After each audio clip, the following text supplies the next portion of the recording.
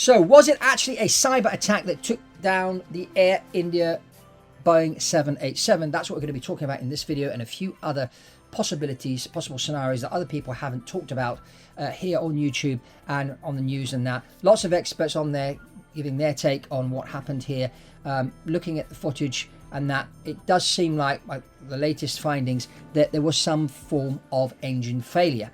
So some people are saying maybe it was a bird strike.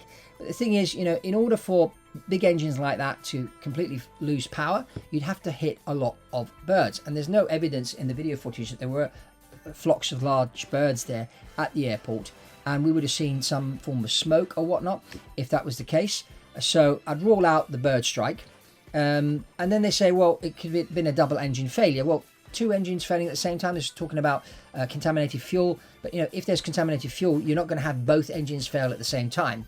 You're going to have one engine fail and the other one not fail. So it could be that one engine had failed, and consequently, when an engine fails, you have to sort of shut that engine down and give power to the good engine, okay? But it could be that the pilots, and this has happened before, made the mistake of shutting down the good engine. So you've got one engine that's not working because it hit some birds or for some reason there was a failure, and now instead of adding power on the good engine, you take power off the other engine, and now you've got no power. So that could be something that happened. And if this is the scenario, let's look at how pilots fly in Air India and airlines in India and other parts of the world where the first officer actually doesn't do any flying. Now, a lot of people seem to think that the captain flies all the time, but that's not the case. In most airlines I've worked for, well, all the airlines I've worked for actually, the pilot that flies is one sector the captain and the other sector the first officer. So the roles are divided into two. You've got the pilot flying and the pilot monitoring. The pilot monitoring sits there, does all the radio calls, reads the checklist, the flaps up and the gear up and down and whatnot, and that's what the pilot monitoring does. Well, the pilot flying physically flies the aeroplane and navigates in that.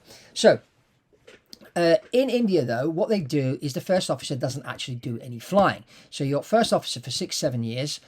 You should be moving your way up from smaller aeroplane to bigger aeroplane and that, and then you go down to do your captain's training. Where they put you in the left-hand seat and they have you fly and do lots of takeoffs and landings for 3 months, and then they sign you off as a captain. Now, the problem with that is that, you know, once you become a captain, you don't really have much experience in landing and taking off. And this, to me, is not good, which is why we have a very bad safety record in India and certain parts of the world where they use this system. The best system I've seen, and the system that enhances safety, is that of having each pilot fly a sector each. So on a 4-sector day, one pilot would get 2 landings and the other pilot would get 2 landings in. And that helps the first officer to develop and then grow into a really good captain later on. So that could have been one of the problems. So we have an engine failure and then the good engine gets shut down, and that could have been a problem of crew resource management and that. Also, in certain countries, authority is never challenged.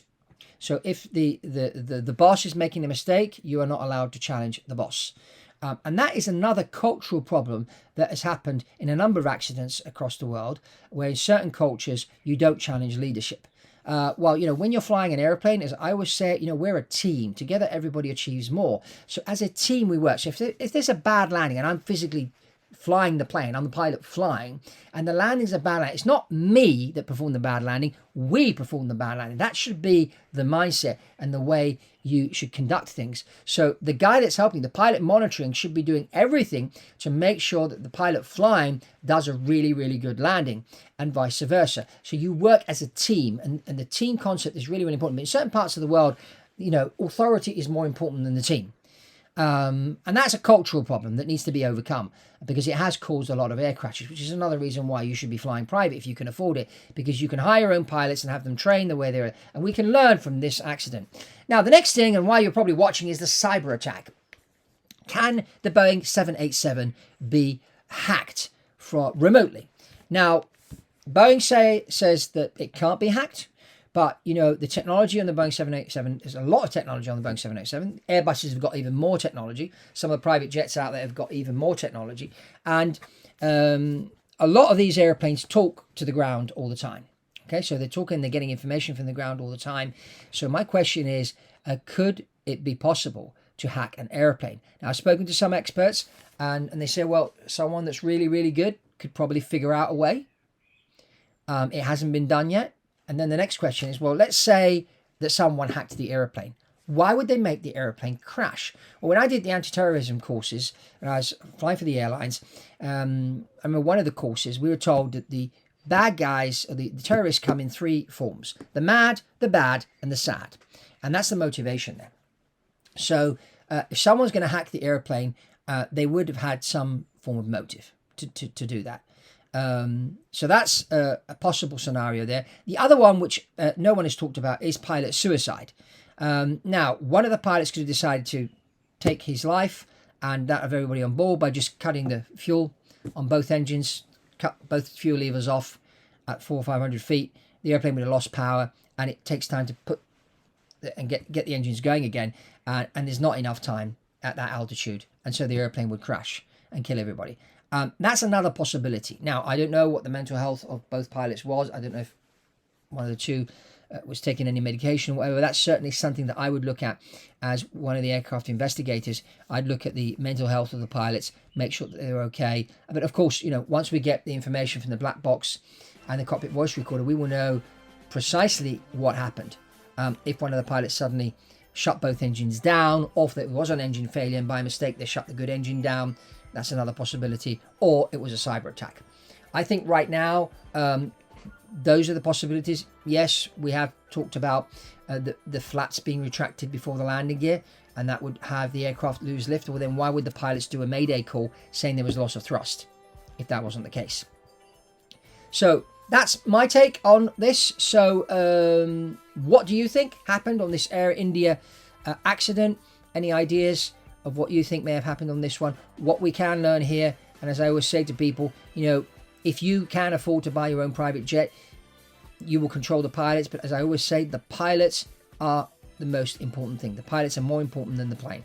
So I hope you enjoyed this video on Biz Jet TV. Remember to subscribe, share this video. Let's get the word out there. Let's see what other people say about this Air India accident. And check this other video we did recently here on jets under $10 million that fly long distance. And that's all from Fabrizio Poli here on Biz Jet TV. And I'll see you on the next one.